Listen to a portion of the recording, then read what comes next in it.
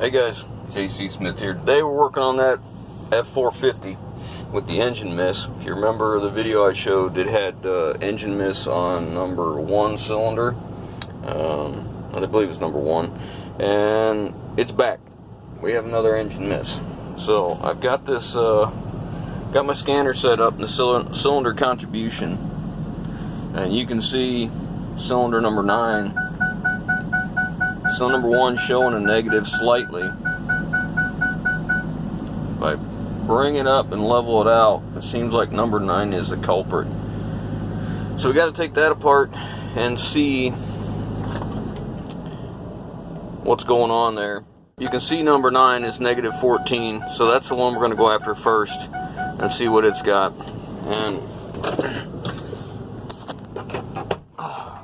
go from there. My wife cleaned the truck up. So, she looks good. The truck does too. But yeah, she got this all cleaned up. The seat's still torn, but she got it all cleaned. Got the dash all done, ready to go. But anyway, so it's sitting here idling. Number 9 is the worst. It's showing negative 17. So that's the one we're going to go after first. And on a Ford,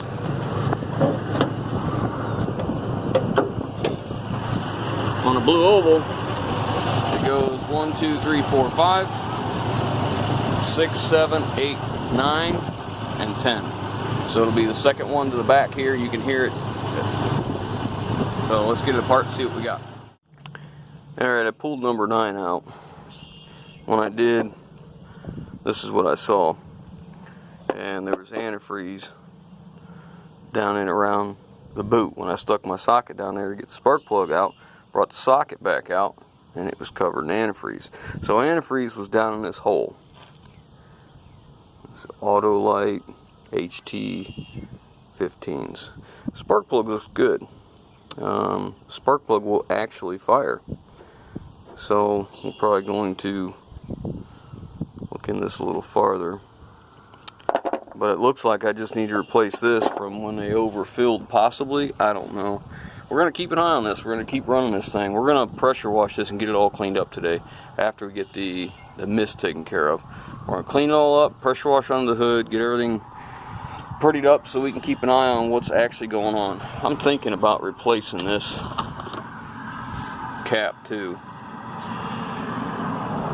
Just because I have another one, and it'll eliminate that possibility, because you can see the crud right here all the way around, which I don't remember if I cleaned that off or not, but you can see how it gets around right there. There's a little notch right there where it can bleed out and come around. I don't know if I cleaned this off when I took it apart or not, but we're going to do it now. We'll clean that up good. We'll change this thing out, and we'll see what happens and go from there. Seeing how we're going to have the pressure washer out, my wife thought it'd be a good idea to clean up the side-by-side by hand, because Brandon pressure washed it and it really just didn't get it all, and there was places it was still running. So she decided it'd be a good time to give it a hand wash. Who knows, maybe we'll sell this thing this summer, huh? And get her what she wants. Well, this was for you.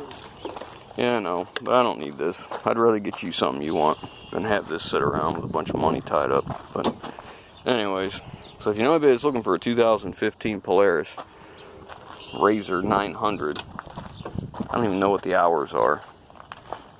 It's got a broken piece of plastic here, and it's broke right there, which wasn't from us, that's for sure. What do we got here? Let's see. Well, it wasn't from Brandon either. 1176 on miles.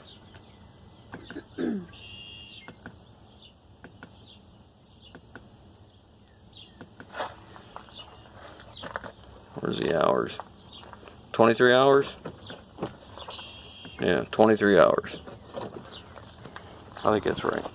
Anyways, I just put my foot underneath there and it was dripping. It just went in my fancy shoes right down that hole. So now my sock's all wet.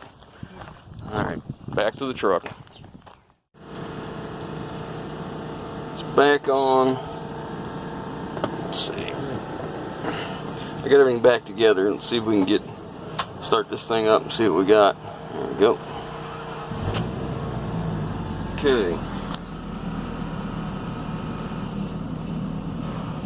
Number 9 still a little bit laggy, which could be that spark plug, because I put the same spark plug back in so it looked good.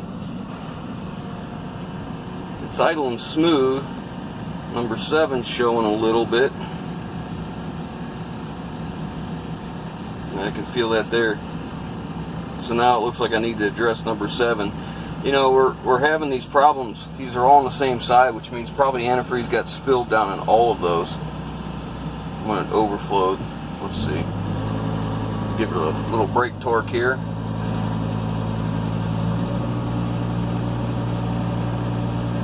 Cleared right out.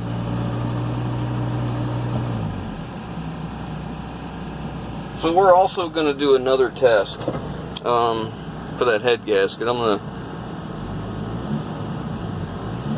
It's really smooth right now.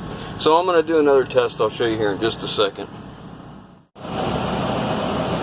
So I got the engine warming up because we're going to do this test to check for a head gasket, make sure we don't have trouble. So it has to be warm and the coolant needs to be circulating in order to be 100%, well, as accurate as it can be, let's put it that way. So what we're going to do, we'll take the degas bottle lid off. We want to make sure the coolant level is where it's supposed to be. And we take this, it's made by Napa.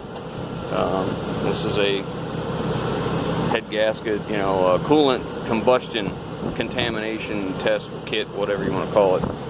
Basically what it does is the combustion, if it enters in the cooling system, we're going to set this on top, making sure this tip where it pulls in gases is above the fluid level.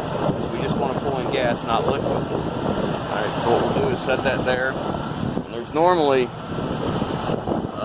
squeeze bulb that goes on top, but I've used this thing so much that I've ruined it. So I have to use this turkey baster bulb. Just shove it down the top here, the hole right there.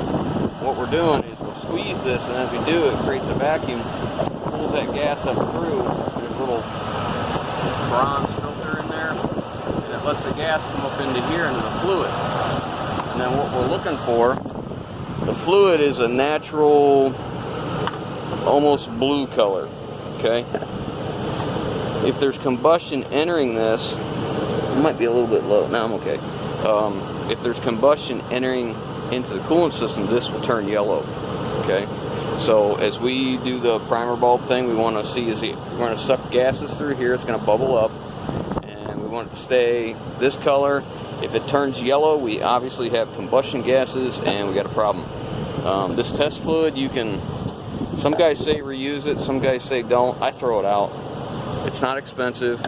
When I'm done with the test, I empty this thing out, pour some distilled water back in it, clean it out real good, and do it again. I think this is my 3rd or 4th bottle of this stuff since I bought this tester. And of course that was mostly on Chevys, but I'm just kidding guys. Don't get all upset, just kidding. Anyways, let's get this thing warmed up and we'll test it. It's important you get a real good seal here. So you want to make sure when you get it in there, you really push it down in there. I mean, you don't want to break anything, but still. Alright, now let's see what we got. And good seal here too, because you don't want any air in there, because the oxygen will clean that back out. Now watch your bubbles. I do this a good 10 times when it's at operating temperature. You got to wait for the bulb to open back up. Suck all the gas through.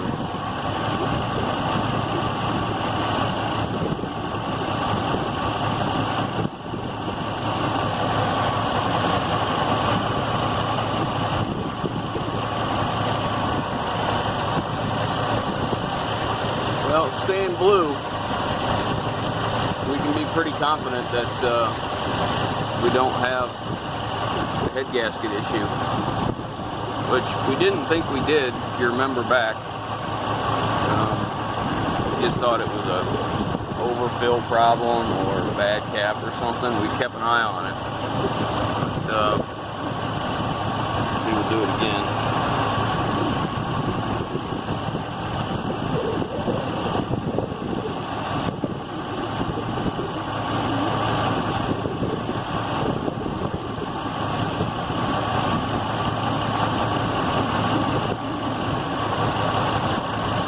I can let this run a little while longer. I mean, we're up to operating temperature now.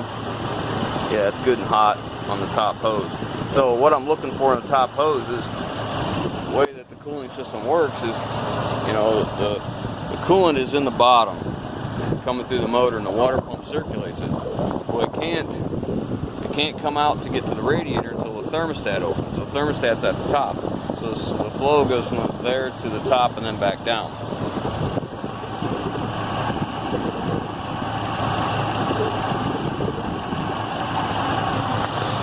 I think we're okay. We'll let it go just a little while and then we'll do it again. Just retest it, but let it go. Alright, so the next step for this thing is we're going to take these running boards off. There's no brackets for them. They're broken. That's got to come off, and then we're taking this flatbed off. Flatbed's coming off, liftgate's coming off, and then we're going to clean and paint the frame and get it ready to go. Someone had contacted me. They were interested in the truck as it was, but apparently nothing's come about, nothing's happened with it, so we're going to move forward to make it what I think it should be, because actually I think this bed hurts the value of the truck. I think the truck, with the frame cleaned up, let's repaint it, let's get it all ready to go. The interior's all done up nice, my wife's got it all handled. I think it's a more valuable truck. I don't have another seat, so this may have to go just the way it is. Air conditioning's cold, and as far as the pulling to the right, with the new tires it still does it.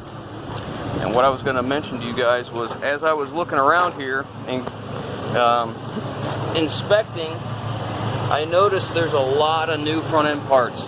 It has new upper and lower ball joints. It's got a couple new tie rods, a new drag link. So it's very likely that someone did the work but didn't have it lined up, or had their mechanic do a good enough alignment, right?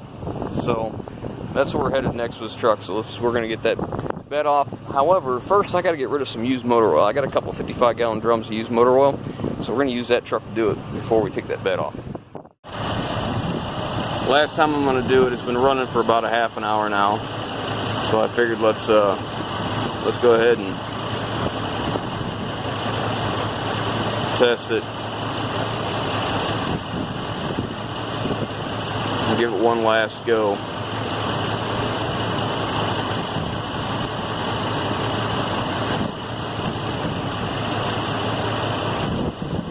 Yeah, it's still blue, so alright, we're going to call it good. We're done with that tester. Okay, I test drove it.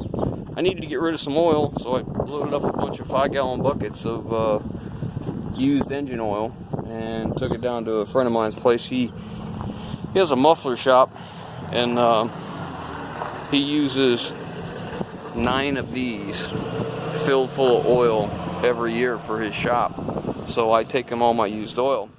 We got the engine all cleaned up. We're ready to finish it up and keep an eye on the coolant. It's warm now, and there's nothing here. It's 100% dry. I changed that cap out with one I had that was good. So we're going to keep an eye on it and see what happens. So that's might be the end of this one. I don't know. We're probably going to take that bed off. I was just looking at that bed. It's in really bad shape, and the cross members are. We're going to take that thing off, clean the frame up, and repaint it. Alright, so here it is, all pressure washed and cleaned up, and man, what a difference, huh? What a difference. All ready to go. It's running good, been running really good. I've been running errands with it a good bit here, and no troubles whatsoever. That sun glare is pretty harsh, but maybe you could get a look at it and see how clean it turned out. Trying to take this bed off of here. All the U-bolts are loose. The bracket, the C-channel that they put on an angle with a bolt through it's loose. We've cut all the welds loose here. on the lift gate, but it still won't come loose. It was welded here, so we cut the welds here, and it was welded right in here. We cut that, but I don't know if you can tell this or not, but when they welded this thing to the frame of the flatbed, they must have squeezed it, because it is bound up so tight in here. We have this chain on this in the front of this truck hooked to another truck, and I'm just pulling both trucks with the great all, and I'm not hooked to a little truck, and it will not move. And I've looked up and down. There's no welds inside. There's none anywhere else. This is all there is, and I've got them loose on both sides. And I can actually take a chisel, pry in here, and actually see it separate, so I know we're cut. I've done that on all four sides, and still won't come off. And I mean, we've been pulling on it pretty hard. We're cut in here, cut down in there and broke loose. I'm not using a little truck either. I'm chained from one truck to another, and I'm pulling this truck and this truck with the great all, and it won't budge. So I don't have a choice. I really didn't want to have to cut the bracket for that lift gate, but I guess I'm going to have to. Well, that's what it took. As soon as I cut that loose, man, the lift gate fell down and the bed popped up on both sides. Just kind of what we were expecting to happen. Man, I'll tell you, that's been, I mean, you can see how tight that was in there, because it jumped up that much. So now we're going to get my oil tank off here, then we're going to lift this bed off. I don't know where we're going to set it. I'll have to find a place to put it out of our way. Alright, so now we got to get this off. I got to get my oil tank off there first. Now we're going to lift this thing off and set it somewhere out of the way, which, like, we're out of room. It's like a maze through here. Just, I mean, there's just enough room to get a vehicle through here. It's so stinking tight right now. But let's get this thing off here. Well, it's finally ready to come off, I think. That was a real tough one this time.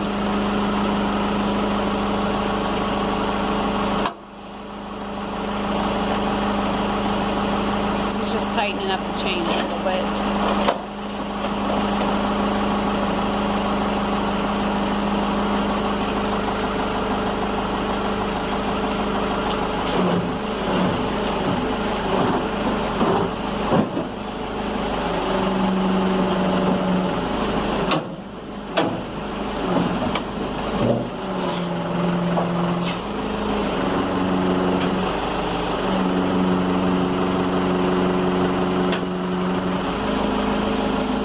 Looks clear.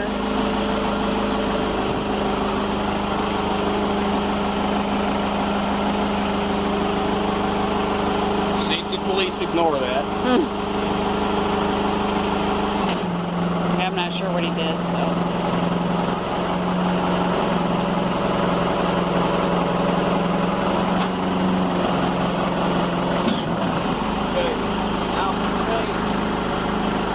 Okay, now we just have to go set it down through the maze of trucks and other things, so I better go help him watch, so we'll be back.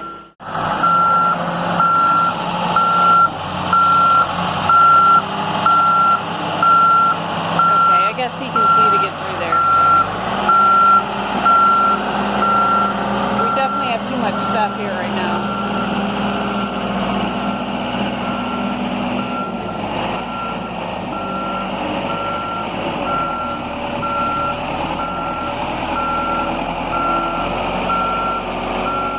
So I guess I parked side by side in the way.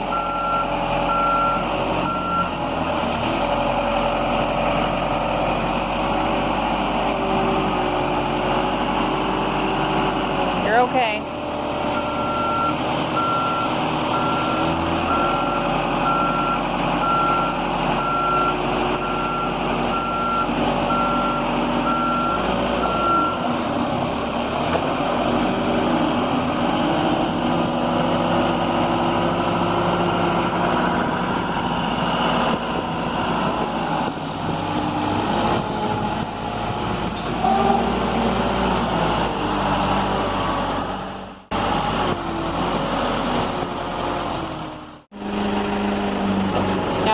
to get the lift gate out of the way.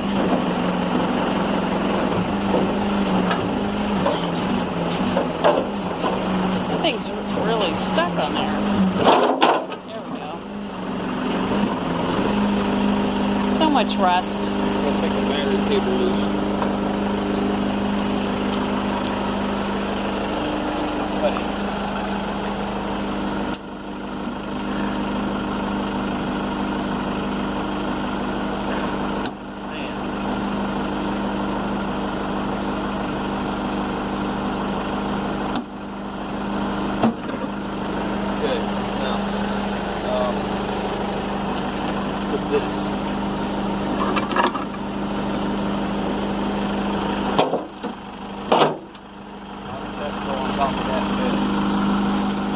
Up on top of that, the bed okay, that we put there? All right. Probably throw these on too, because we don't want this. I don't think we need that. Okay. We'll thread the needle.